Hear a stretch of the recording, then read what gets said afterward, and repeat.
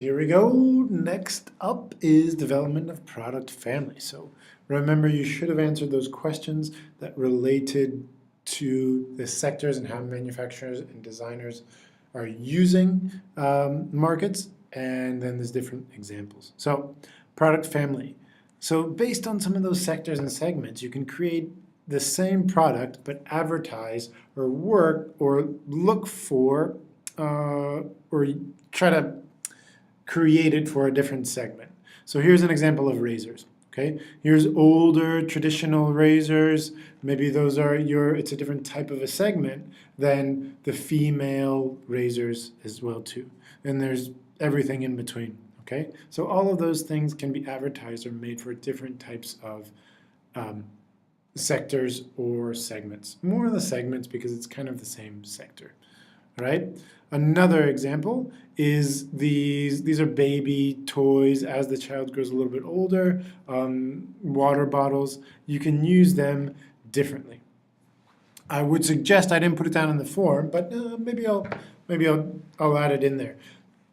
Make a list, try to get a list or find some other examples of product families. So see, as this child gets older, or as they change, or as they're interested in different things, then they can create different types of products, okay? For different ages, different values, different interests, different geographies, right? The McDonald's was the same example. Here's another one, maybe it's different flavors for Nescafe. People are interested in different types of things, okay? Another one, if you look at Apple family, it's an example of they've got all these different types of products and they can advertise them differently for different people. Land Rover does the same type of thing with their cars. They look at these different segments, incomes, family values. What do you need? Do you need a big car, a small car? Is it more sleek or is it more rugged, or what are the differences, right? So that's how they can identify these different types of product families. So it's one kind of similar product, but there's one product but similar types of specifications, but then these segments are what make it unique or how the product can change. Okay, here's another question, and I want you to watch this video. It's a video about product families and Heinz. Heinz makes ketchup, but they also make a whole bunch of other stuff. So how is it that Heinz has used markets, has used segments to advertise or create different types of products? So have a look at this video, and then there's a question that you need to answer in the forms as well too. Okay? So I'm going to go on. There's one last thing I want you to consider. Get back to that once this is done. You can press pause. Yeah, press pause. Okay, welcome back. So you should have answered that question. Now we're going to move on to one last piece of these sectors and segments. So something that makes it different, the needs of these market segments can impact the scale of production. So here's an example of bicycles. Yeah, low-cost street commuter bicycles in China. They need a lot of them, and the market segment isn't very wealthy. The income is low, so it's targeted for low-income people.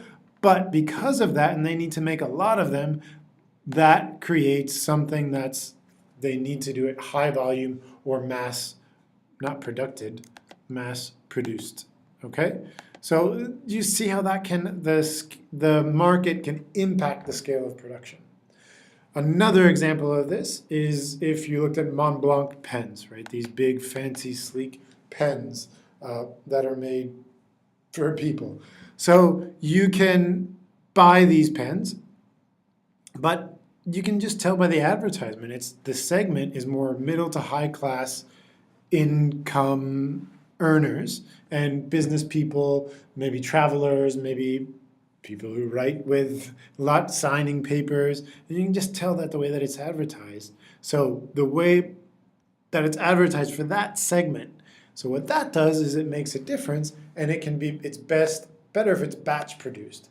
because it's not going to be tons and tons of the same thing made, like the bicycles. You're going to want to modify it and change it a bit for the different segment or different geography areas, but really you don't want to make a whole lot. So that's why it's best if it's batch produced. You could argue mass customization, all these things, but it's really middle to low volume as opposed to high volume with the bicycles. Okay? So one last thing, I'll chuck it in there as well too, but try to come up with or find an example of how you think these segments can impact the scale of production. All right? So that's the last of it, 9.2, sectors and segments, taking those aims and objectives, and now trying to find out how we're going to use these for our designs, and collecting that data, finding that information, and then saying, okay, it's going to influence our designs and how we're going to do that, who we market to, and what are those segments. Okay? All right, let me know if you need anything else. See you soon.